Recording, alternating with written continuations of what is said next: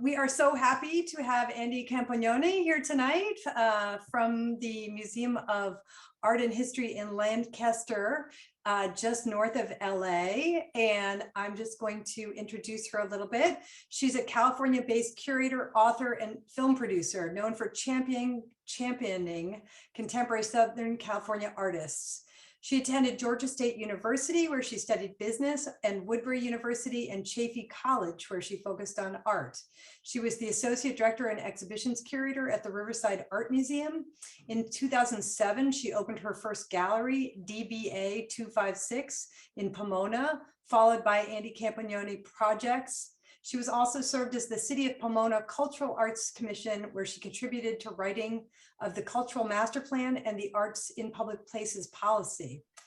In 2011, she became the museum manager curator for the Museum of Art and History in Lancaster, California, and began an ambitious program focusing on contemporary California artists that included exhibition and acquisition.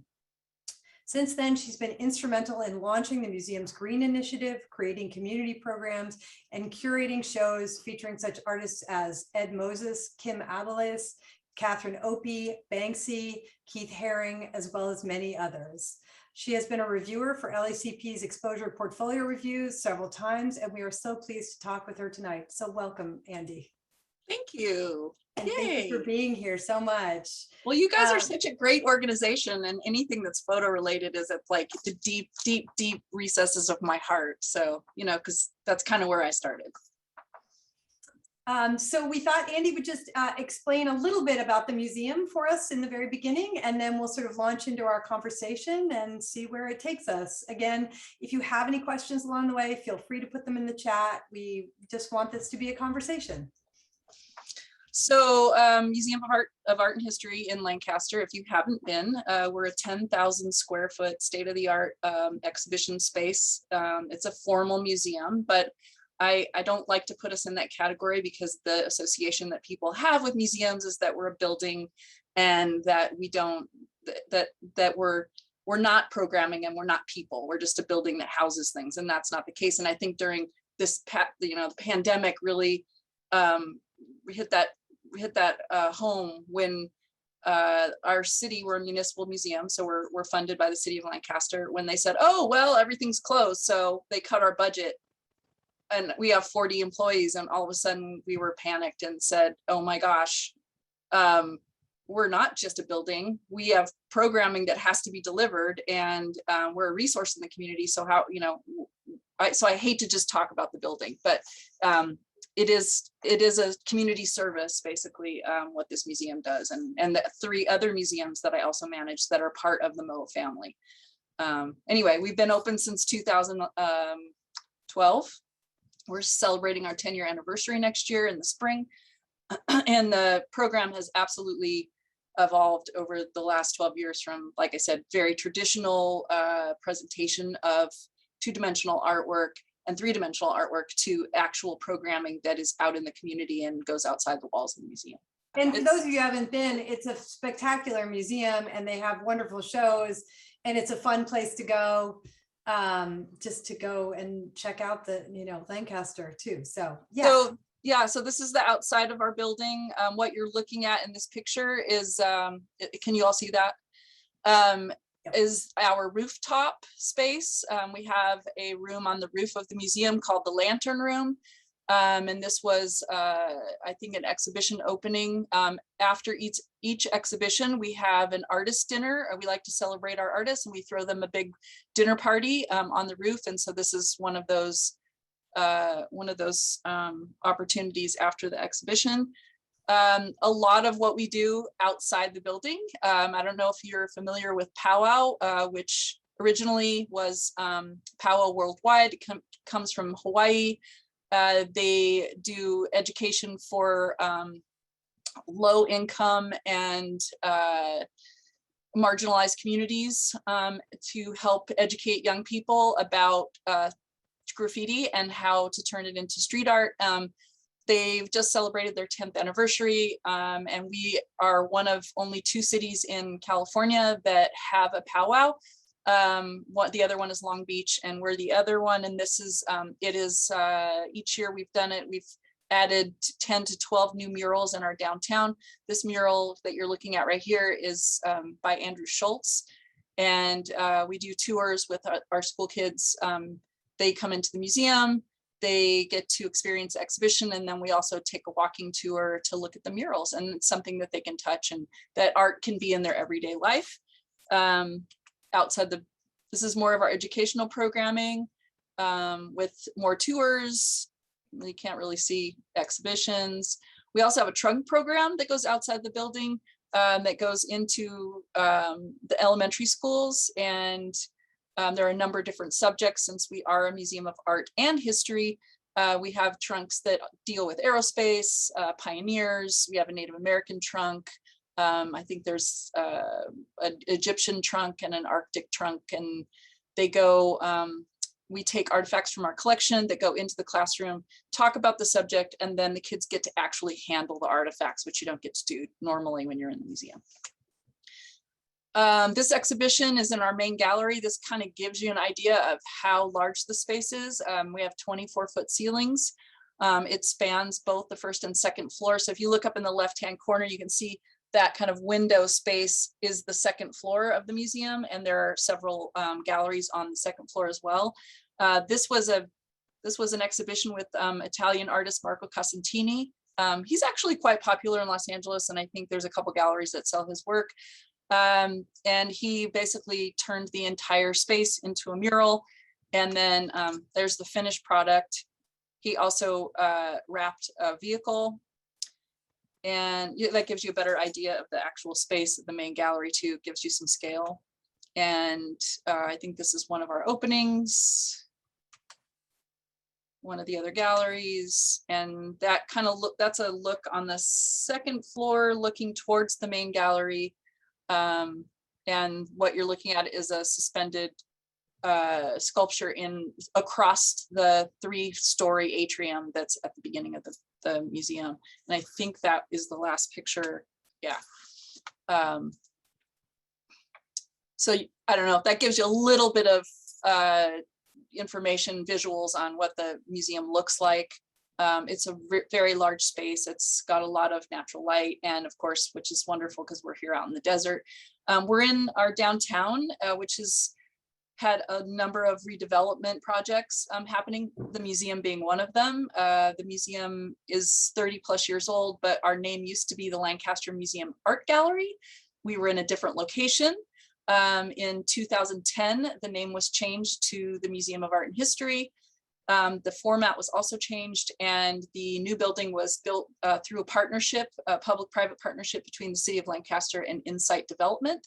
I actually came on in this project as a contractor through Insight Development. And interestingly enough, Insight Development is owned by a collector client of mine. And he wanted to build a museum to basically protect his real estate assets on the boulevard here. And what better way to do that than plop a gigantic contemporary art museum right in the middle of this redeveloped downtown. Super smart. And my job was just to get the construction finished, get it programmed, and get it open. Obviously, after 2 years of putting all that blood, sweat, and tears into the project, I was not going to leave, especially when the city offered me a position. So I stayed. I eventually closed my gallery in Pomona, and of course, I had to move closer. So that meant moving out of Pomona, which meant I was no longer able to be a commissioner for the city of Pomona. But I'm glad I made the right decision. I'm super happy here. Just the amount of growth that's happened and the amount of support that we have from both Los Angeles County and the city of Lancaster is just incredible. And yeah, I couldn't be happier. This is a really great institution. Well, it seems like, I mean, if you've been there for 10 years, or more than 10 years now, so that's amazing. Yeah. So I guess I'm just going to jump into some questions, and let's just talk about, so as a curator and the director, so what do you do like on a day-to-day basis? You know, how do you, let's start there. All right, so kind of on the biggest picture, I am, my official title is manager of arts and museums for the city of Lancaster. So in addition to managing and curating for the main space, which is the Museum of Art and History. We also have a history museum, which is the Western Hotel Museum. It was built in the 1880s. It's the oldest surviving structure in the Antelope Valley. It is part of our collection, and we program it with, there's native ephemera from our permanent collection. And it's also still staged as a hotel from the 1880s. We only open it 4 days out of the year, or out of the month, throughout the year, and just because of the sensitive nature of the building itself and the artifacts that are inside.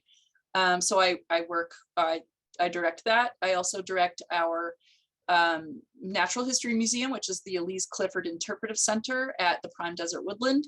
And if you're not familiar with that, Prime Desert Woodland is 130 acres of untouched, totally natural Joshua and juniper landscape. It's a riparian woodland or a riparian desert woodland. In the desert here, there's a natural water flow that goes through it. And it's surrounded by suburbs, but it's absolutely untouched. And we do have an interpretive center, so I manage both of those. And then the last one is Moa Cedar, which I'm sure many of you are familiar with. That is our experimental space. That's a block away from the main Moa Museum. Moa Cedar has galleries, it has a performance hall, and it also, recently, we opened our creative incubator. So the entire second floor has affordable studio space for artists. So I think the least expensive one is $75 a month, and it goes up to the most expensive, which is $250 a month. And they're very nice spaces. And that includes all the utilities and the access to the internet and restrooms and water and all of that. So, and of course, you're surrounded by other creatives, and there is a community space on the second floor for all of those artists to give presentations, photo shoots, whatever they need to use the public space for. So Moa Cedar is kind of near and dear to my heart too, because it's our best way of connecting to young people in the Antelope Valley, and it has been a fantastic resource. There's also a full creative studio on the first floor called the Andrew Frieder Creative Space. Andrew Frieder was an artist here in the Antelope Valley who passed away a few years ago, and he left his entire estate to the museum. That included all of his materials, and he was a prolific artist. There was something in the range of 80,000 pieces of art that he had made in his home and on the property when he passed. And the family donates proceeds from the sales of his work from the estate to keep the Andrew Frieder Creative Space going, and all the materials that are in there. So the community can come in and use whatever materials. We have presses, we have paint, we have paper. I mean, anything that you would need to make work, you can make work. And that studio is open all of our open hours. I think it's Thursday through Sunday from 2 in the afternoon to 8 o'clock at night. And that's really important, because I think for a lot of people, they don't have access to those resources and don't have access to making art. And this is a place that's free that they can come in and do that. So those are the 4 spaces. And then I'm also in charge of the entire public art policy and the public art program. So there's a lot happening in each one of those, requires curation. Thankfully, I don't know if you all know, but Robert Benitez was recently promoted to curator. And so I will be kind of passing the baton on to him. I'll still be looking at the overall direction of all 4 museums and the public art policy, and, but I will be doing less of the actual curation. He will be curating most of those shows. We're so lucky to have him. He's amazing. And he grew up here in the Antelope Valley, so really understands what it looks like, what it feels like to be an Antelope Valley resident, and how that we can best tell that story. So, and be the museum of the people of the Antelope Valley. So yeah, we're super thrilled that he's been moved up, and that also takes a lot off my plate. So in curating, let's see, my day-to-day is I have a ton of meetings. I look at a lot of work, both submissions digitally and packages that come in the snail mail, which I prefer, by the way, and we'll get to that in a little bit. But it's a lot of meetings, and it's a lot of studio visits, and it's a lot of meeting with gallerists and talking about how to support a thesis visually through other people's ideas. And those ideas that have manifested into a 2D or 3D piece of artwork. So kind of getting, I don't know if I should go ahead and, do you want to ask another question, or should I kind of get into No, why? I think you should go ahead and talk. I'm just amazed at how much you're already doing with like 4 different spaces plus the public programming. But yeah, let's just jump into how you curate, how I kind of got how here, you find artists, and also how you got there. So go ahead. Yeah. I started out as a photographer. I went through the whole program at Chaffey College. I worked as an assistant to Arden Alger. Some of you may know Arden. Some of us older folks know each other. Arden was instrumental in developing that beautiful photography program there at Chaffey College. I ended up working with him at Fairplex in the Millard Sheet Center for the Arts. There was a photography exhibit called New Photography, and some 30 years ago, it was a very cutting edge, very amazing, pushing the envelope kind of photo exhibition. It wasn't your normal county fair exhibition. I worked as his assistant there, also selling my work on the side, and I was also raising two small babies at the time. And as the more I started working with Arden in this large photo exhibition and learning from him about curating and visually constructing an exhibition, I became more and more excited about the ideas that other artists had in their manifesting their ideas into a physical thing. Also, working in a dark room, I'm not a patient person.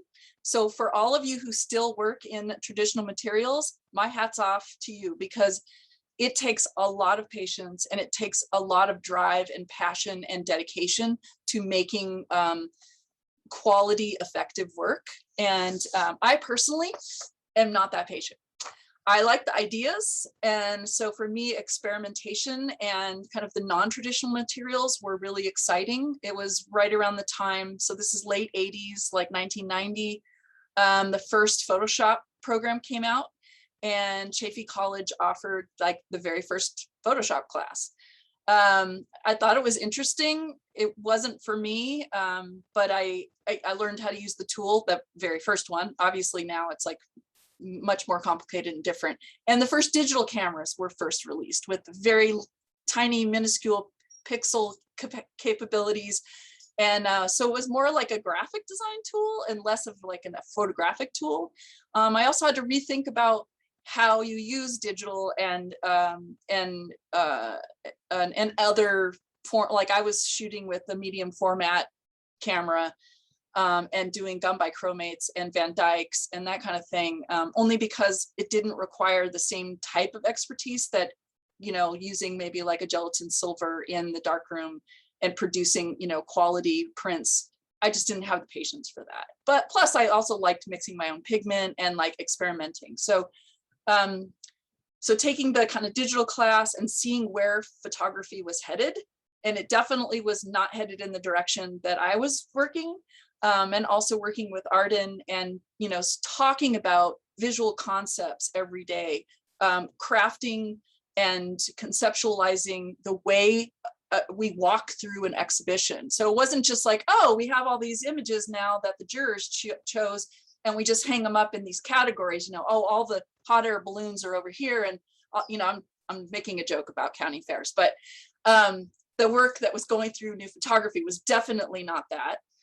There were some really great jurors at the time. Sant Khalsa was a juror, Paul Kopekin was a juror, a lot of big, Stephen Cohen was a juror. So there were a lot of big who's who in the photo world that back in the day were jurors for this exhibition. So it was really high end. And there's a lot of famous photographers now who are in big museum collections that started their career in that photo show. So I learned a lot, but I also about myself too, that I was not a maker, that I definitely was more interested in the ideas of other makers and finding the thread that goes from this maker to this maker, or this photographer to this photographer, and putting those ideas visually together.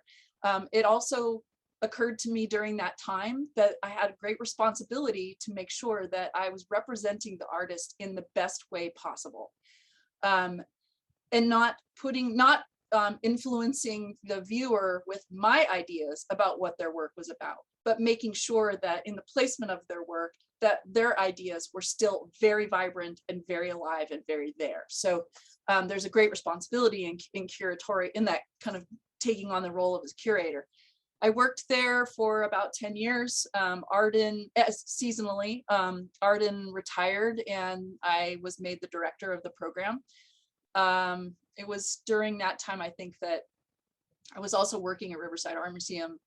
God, maybe it was 12 years or 15 years. I don't know. It was a long time. Anyway, I stopped making work and I started curating for small organizations that I knew about or that I had known through my own, showing my own work. And it was so much more satisfying to me to work with artists. It seemed that I had skills that they didn't have, and that will also lead to, my development of the Keypaipai workshops too. And we'll talk about that in a little while. But as being a curator that started as a photographer / maker / artist, I understand what it looks like to have a studio practice. I understand what the barriers and the challenges are in making work, and the challenges of getting that idea from your head into something physical, and making and I understand how difficult it is to have your viewer also look at the work and understand what it is that you're trying to say. So I think that makes me like a little bit more sensitive when it comes to curation, because I'm not so interested in my own ideas about your work, even though I have them, definitely opinionated about work. But I'm very sensitive to the fact that the artists specifically had an intent and a purpose with what they make. And it's very important that that is evident in the curation in a show, or the inclusion in a show, or even a solo exhibit. So I get to spend a lot of time with artists, which I do enjoy. I'm going to be doing a lot less of that now that I'm doing more administrative stuff, but you're all in good hands with Robert Benitez. He's amazing. And our curatorial team. They're all really great. That's kind of like what my day looks like and how I kind of got here. I know Sarah's got other questions, so I'm going to let you prompt me. Okay, so I mean, I'm just going to, in talking about that, so you say you work with artists a lot, you go on studio visits. I think everybody here wants to know kind of what are the pitfalls, what are the challenges, what can artists do to put their best foot forward? Like, how can they, first of all, meet with you or get a studio visit? I mean, we'll talk about that. You say you look at a lot of packets, pieces online. What do you like about them? What do you don't like about them? I think people are interested. And then sort of how does it go from there? And best case scenario, how can they be prepared? So first of all, I'm just going to say that this museum has a tab on its website that says get involved. And if you click on that tab, it says artist submissions. So for all of you who do not send your work, shame on you, because there is an opportunity there for you to get your work in front of our curatorial team through that artist submission tab. I believe you can upload up to 3 images. We do look at it, and we have curated many people into shows in either at Moa Cedar or at our main Moa facility from those submissions. I personally prefer a trifold. I know a couple of LACP artists that are members that I think I could probably speak about. Jane Szabo is one of them. Jane and I have worked together on multiple projects. I did not know Jane. Jane sent a trifold. She also reached out to me, I think I can't remember if it was for a studio visit or a portfolio review. It may have been a portfolio review. And when you're invited by curator or someone from a museum institution or even a gallery to follow up, frickin' follow up. Because when we say that, we mean it. We don't put it out there for you to like, oh, by the way, send me stuff. I'm not going to tell everybody that. I'm only going to say that if I really mean it. So when someone says that to you, that's in a position that can give you a show or help you with sales or do anything that helps with your professional practice, follow up. It's so important. I personally prefer a trifold, and let me see if I have one here. I probably do. I have this one. Obviously, this is not photography, but this is a really good example of a trifold. The artist's work on the outside,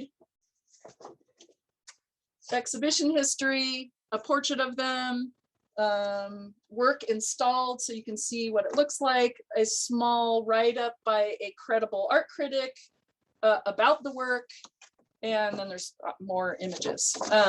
This one's not a super great one, but it is a good example of a trifold. This is inexpensive to produce. It mails nicely. And the best part about this, and I will tell you this because I'm also a partner, we have a partnership with LACMA and their curators also prefer this. It can go in a file. So when we curate our show, and we're curating into 2026 right now, when my team gets together and we start talking about the thesis of the show, and we start thinking about, oh, who are we going to include, and is it going to be a group show, or are we going to have multiple solo shows? All those things I collected over the previous years for that exhibition are in the file. And I can lay these physically out on the table and our team can look at them. There's your information about your exhibition history is there. We see what you look like. That doesn't always really matter, but sometimes it should be an environmental portrait of yourself working so we can kind of see you in action. Also, what does the work look like installed? And if there's a short 2-paragraph blurb from a critical writing about your work, that's helpful. But having these physically in our hands is great value to us, and we save them and they go in files. I have a file for every show that I am even remotely thinking about for the next 10 years. And I save these. So when these come in the mail, I'm like, oh yeah, the show that we have coming up on motherhood, which is coming up in 2024, her work is great. All of her subject matter is about her children and raising her daughters. Like, this is perfect. Goes in the file, and in 2 years from now, when we start looking and firming up that show for 2024, I'll have that file and we'll pull it out with our team and everyone will look at the work.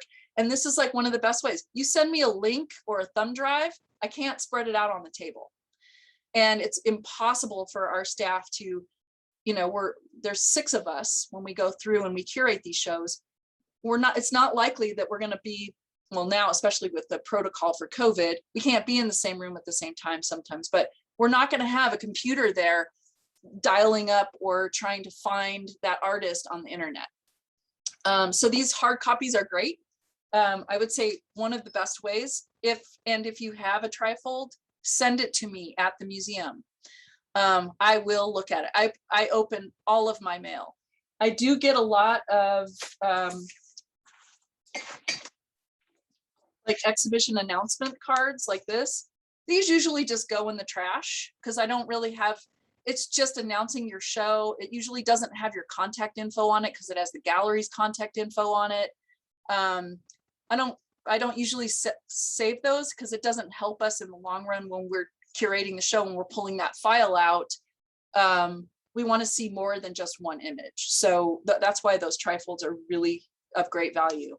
Let me see if there's something else here that I have that I've been sent by an artist that looks like a good packet. No, I guess not. I cleaned up my desk recently, so they're not here. That's great info though, Andi. I mean, I've got to say that is really, exactly what you want, how you want it. Terrific. I mean, everybody listening tonight knows exactly. And about the submissions, so you're saying 3 JPEGs, you can also just do that. You mentioned right before we got on that you also have a Wednesday morning drop-in session. So let's talk about that. So every Wednesday, well, I'll kind of back up a little bit. Okay. I started a Keypaipai professional development workshop about 6 years ago. I have a home in Hawaii, and I was on the board of the Donkey Mill Art Center, which is the Hululoa Foundation for Arts and Culture. And every time I was there, I would go up and volunteer. I would help the local artists there with doing portfolio reviews, or, just talking to them about their practice. And it occurred to me that there were all these artists on island that didn't have the same access as our Los Angeles artists have, in terms of like opportunities for sales, exhibitions. There aren't any spaces on the Big Island that do that. There are a few now, but there weren't back then. So I invited 10 of my closest art world friends, and who's going to turn down a trip to Hawaii. And many of them you would know, Walter Maciel, Paul Kopekin. From New York, we had Michael Lyons-Weir. And then also in addition to gallery owners, we also invited Shayna Dambrot, Betty Ann Brown, Launch Galleries, James Panazzo, Mary Karnowski. And they came to Hawaii, and we worked for 4 days with these artists, and they each got these 30-minute one-on-one interviews with the professionals that were able to develop a strategic plan for their practice. It was so hugely successful that the Hawaii artists were talking to their friends on the mainland, and people from LA were saying, well, we want to do a Keypaipai workshop. So after the 3rd year of doing it in Hawaii, people started flying from LA to Hawaii just so that they could be a part of the workshop. And then we decided to do it in Ojai. We've done it in Joshua Tree. And then of course, the pandemic hit, and we had to do what we were doing 4 workshops a year. We ended up having to turn those into virtual workshops, which it actually was really successful. I think we did 4 virtual workshops over the course of the year. And we just had our first in-person workshop again in Mill Valley in July, at the end of July. That was fantastic. It was so nice to be in person with everyone again. It's usually on a weekend, and we have all of these professionals, and you sign up, and you sit down with each one of them for 30 minutes, and they talk specifically about your practice. We don't talk about the work, which is different from a portfolio review. This is purely about how you utilize your website, how your social media, what critical writing you have about your work, your relationships with galleries and curators, how to foster those relationships, how to create a proposal, and that we can talk about that tonight too. I can give you some kind of pointers on that. But anyway, in the meantime, one of our Keypaipai faculty, Kimberly Brooks, who's a painter, she was also the person responsible for the Huffington Post art section.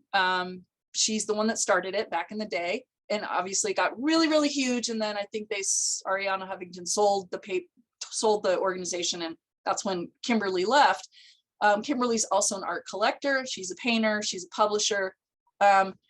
She and I realized that Facebook wasn't cutting it for the art community. It worked for a while, and it was great, but with the algorithms and all the advertising, and now you can't even just have an event where you invite your 200 friends, because after 50 friends are invited, you got to pay. So we developed a new platform called IamAnArtist.net that is basically exactly like Facebook, but it's only artists, and there is no algorithm and no advertising. And Kimberly and I and Ray Beldner, who's the president of the Startup Art Fairs, the 3 of us organized this platform. So you can go on the platform and ask to be included. It is an invite only, and you can ask and we will let you on. It's just not open to the public to just anybody get on there. Because of the IamAnArtist.net, all of our fellows from Keypaipai we've decided that that's where all of our resources will live.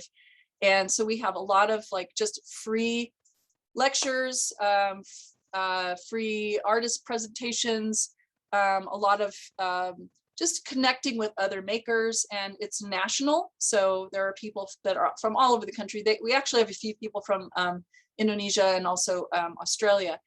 But what came out of that was that every Wednesday morning, I would host an open office hour. So I still do it every single and it started in the pandemic, but now I'm still doing it. So every Wednesday morning at 9 a.m. Pacific Standard Time, You can log into this Zoom call, and I'm there in my office right now here.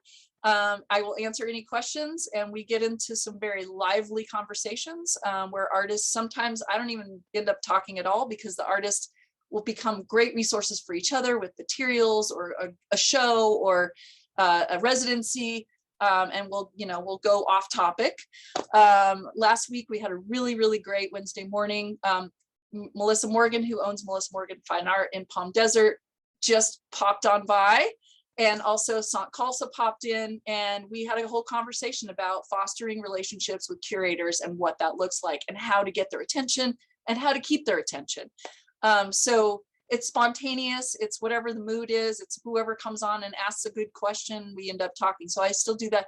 I will leave that information in the chat when I leave, but you should all, as makers, you should all definitely check out IamAnArtist.net, and you can ask to be included on that platform. It's free, everything in it is free. We're not trying to sell anything. The only reason why it's private is that we're trying to keep all the bots and all of that out of the platform. And it also has its own app on the phone through Mighty Networks, so you're always connected.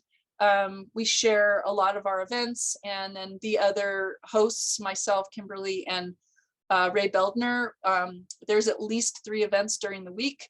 I think Coffee Time with Kimberly, her talks are super important. She talks about the use of technology and publishing. She does have a publishing company called Griffith Moon. We've published many books for the museum through her publishing company, but she specifically works with artists. So if you're looking for that, it's time to publish a book, she's the person that you want to talk to, because her publishing platform is specifically dedicated to makers. I think we published Sant Khalsa's 40 years, her Prana book, Life with Trees. That was through Kimberly's publishing company. But anyway, that Wednesday mornings, log on, it's great. Also Keypaipai also has resources. By the way, we have another workshop coming up in January in Ojai, and the application process will open on the 18th of this month and close on November 18th. So you'll have 30 days to apply. I don't know if anybody here that's logged on is one of our Keypaipai fellows, but if you have ever heard about Keypaipai, talk to one of those artists. They will tell you it's a great resource. It doesn't end after the paid workshop. We are a community, it's organic. All of the artists understand that being a fellow with Keypaipai means, yeah, Matthew Finley's telling you it's great. He's one of our fellows. So it's a community, and we are resources for each other. It's not just artists, it is also dealers, curators, writers, any business owner that works with artists, publishers, critics, and we are all a big family, and we're all a big resource for each other. So I think there's been moments when people say, how does that artist keep getting written up and this and that? It's like, because they're part of the Keypaipai community. Oh, there's Diana too. She's also a Keypaipai fellow. So we love our Keypaipai fellows, by the way, and we definitely are a family. I would jump through hoops for any one of them. And people ask all the time, like, oh, well, I notice a lot of Keypaipai artists end up having shows at MOA. And that is not because they're Keypaipai artists, but because they followed the strategic plan that was created for them through the faculty, and they did everything right. And I have to say that of the shows over the last 5 years, those Keypaipai fellows are the most professional in putting their shows together. And it makes me super happy, because when I started the workshop, it was out of a need for artists that didn't understand, like, I don't know how to get a museum show, and I don't even know what I need to do, and I don't even know, I make this really great work, but now what do I do with it? So it's helping answer some of those questions, and it's helping launch some really great careers, and I'm really proud to be a part of that. And by the way, we all do it we all volunteer, so I don't get paid to run Keypaipai. It's the expenses for the tuition actually pay for the space that we rent and also the housing and the food for the weekend. But all of our faculty, they volunteer their time. So they are people like myself that are passionate about the arts and passionate about helping artists who are going to help themselves, give them a couple of tricks and give them a couple of skills and some tools and let them kind of run with it. But it also, you know, it also helps us. And from my perspective, it gets me to look at artists I might never see their work under any other situation. So, and that's another awesome thing. It is totally curated, so you have to apply. We get about 50 applications for each session, and we choose 16 artists. That's the max that we figured out that we can make it work. So it's 16 artists, 16 professionals, and then you have 2 days of 30-minute sessions with each one. And you're also eating with them, sleeping in the same building, sharing cocktails in the evening. It's pretty fantastic. And we have a life coach too. So it's a very holistic approach to really cleaning up and tightening up your practice, not the artwork, because just to get in, your work's going to have to be pretty good. But the practice and the professional practice that goes along with, now that I made all this really amazing work, what do I do? Well, we're going to help you with how to get there, how to set those goals and how to work towards those goals and get past the kind of challenges and the barriers that happen in the normal kind of creative process. So yeah, so those are Wednesday mornings. I also host a Friday happy hour. I used to do, during the pandemic, I was doing it every Friday from 7 to 8, but now my life is a little more complicated. So I don't have time to do that. So I'm doing it once a month. The next one will be this Friday. We're going to be hosting artist Joy Ray, who has a show at Shockbox in Hermosa Beach. She is a Keypaipai fellow. She's a Hawaii artist. She'll be presenting her show, and we're going to have kind of like a Q&A and talk about the work. And those can be different each month. Sometimes we'll bring on a professional to come in and talk about, like Betty Ann Brown has come on several times and done really great presentations on art history and kind of the maker's dilemma. On our Keypaipai workshops YouTube page, those are all posted on there and they're free if you want to go back and look at the previous happy hours. Betty Ann Brown does some really fantastic presentations. Let's see, what else is available that residencies. Definitely apply to residencies. One that I cannot recommend enough is Hambidge. Hambidge is in Georgia. It's 2 hours north of Atlanta. That is one of the best, and I actually was their first arts administrator fellow. I was their guinea pig to see if they could actually come up with a residency for an arts administrator. It was a fantastic experience. Hambidge is a beautiful property. It is an amazing opportunity to get away for 3 to 6 weeks and totally focus on your practice. There is no cell service there. The only internet is at the Rock House, which is at the bottom of the property, and the only time you would go down there is for your dinner. Each one of the studios is a live workspace with a full kitchen, and there's usually 8 to 10 artists on the property at a time. I think it's 120 acres. It is just fabulous. I think they do have a photo fellowship, but Hambidge, it's Hambidge, and it's a really great residency. I could not recommend it enough. Keypaipai is also starting its first residency. We have a call out on Cafe right now. It's in conjunction with the Donkey Mill Art Center, which is on the Big Island. It's basically 30 days of housing in my house on Hawaii. I donated it for 30 days. So if you have a family and you've always wanted to do a residency, you can take your family. And what better place to go take your family? It's for the month of July in 2022. And there's not a studio on my property, but the Donkey Mill Art Center, which is 2 miles away, has studio space. They also have a beautiful ceramic studio and they have a great print studio. And the kind of give back in this residency is to help artists develop a community engagement aspect of their process. So that is what's happening in a very large sweeping movement in government right now, is putting artists back to work.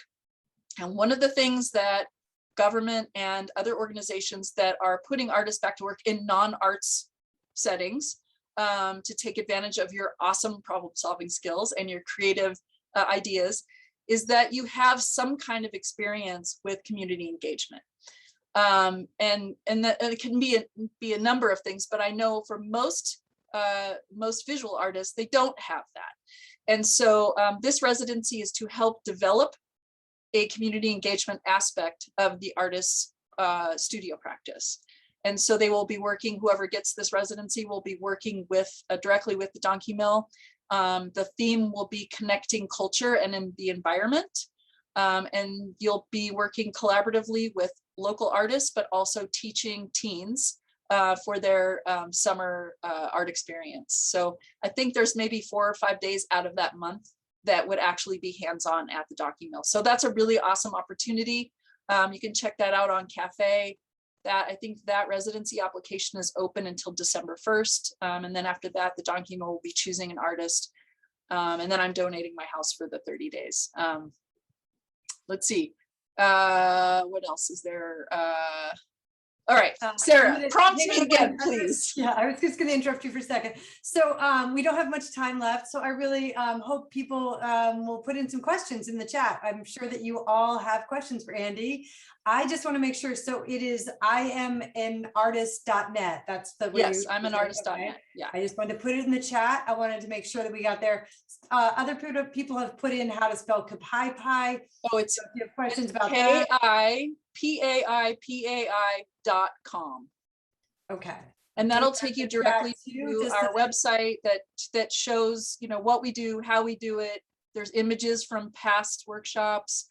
I'm sure our list of fellows is on there, and that's another thing. So in addition to having this really great experience as a workshop, our fellows are recognized. So when an art consultant, which I have a lot of friends that are art consultants, when they want a project, they'll call me and say, who do you recommend? And the first thing I send them to is our Keypaipai website, because each one of those fellows is listed, and if you click on their name, it goes to their website.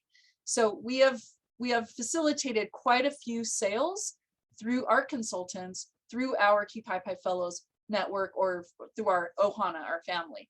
So it's definitely a community, and I will always go there first, because not just because the work is good, but because all of these artists have followed kind of the strategic plan that has been laid out in front of, or they've been helped with create, and they've been following those steps professionally. And I trust that if I recommend them, they're going to do a very good job. They're going to be professional about it. They're going to understand what their job is on the making end, and how to foster that relationship with the art consultant or the client or whoever else I recommend them for. So yeah. It sounds absolutely amazing. I mean, Andi, I don't even know when you sleep, because it just sounds like you are unbelievably busy, but also passionate about helping artists. And that's really incredible. We do have a few questions. The first one is, how do we find the Friday happy hour? How do we get involved? How do we if you join imanartist.net, it automatically comes up in the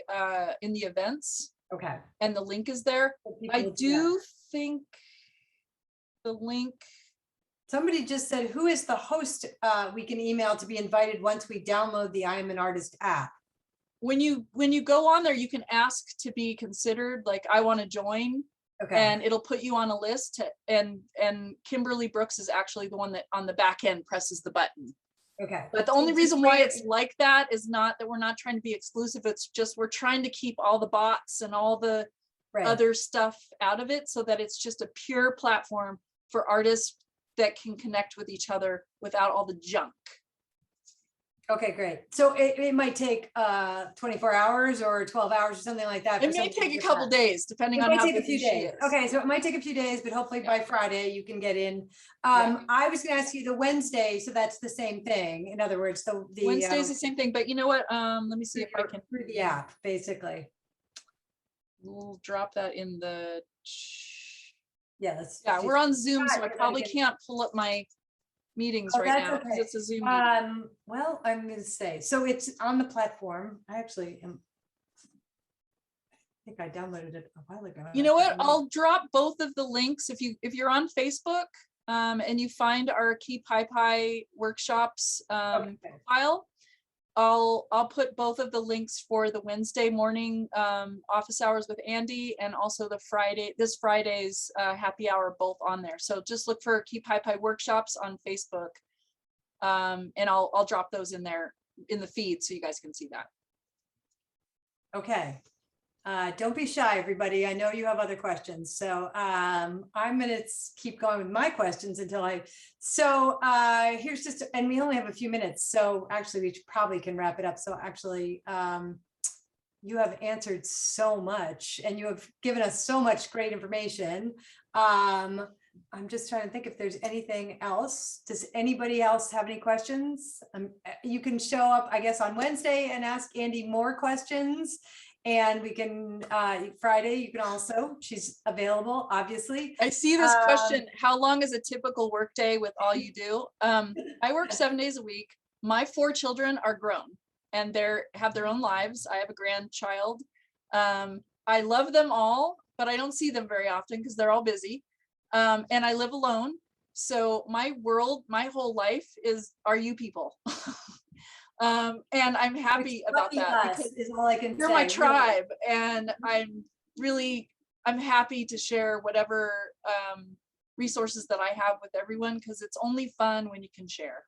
It's not fun if you're enjoying it by yourself. That's not enjoyable. I mean, at least for me, it's not.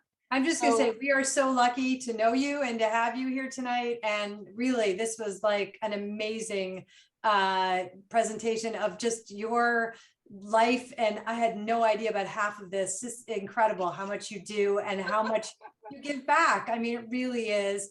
We're getting incredible thank yous in the chat. I know you've got a lot of friends here tonight too, and some Keypaipai people who've been here and members, but we just want to thank you again so much. Oh, it's my pleasure. Anytime you ask me for anything, I'm going to say yes, just so you know. That's amazing. I know. And I don't say yes to everything. So I think you're going to be at an exposure in January. I haven't even asked you. I think I asked you. Oh, I'd be happy to do that. So anyway, as long as it's not the weekend of 28, 29, 30, because that's our Keypaipai. Okay, so we might not be able to do that, but you can see Andi, as she said, Wednesday mornings, once a month on Fridays. Find her on Facebook, find her on iamanartist.net. And yeah, hit me up on Facebook or Instagram. I'm happy to just answer questions through those too. I look at everything. I read all my email. I read all the messages. I read everything. Send her that tripole. That's the other thing I'm going to say to everybody. Tripole, do it. Yeah. Okay. Thank you so much, everybody. Have a wonderful, wonderful evening. Bye. Thank you, everybody. Have a good night. Thanks, you guys. Thank you, Andi. Thank you.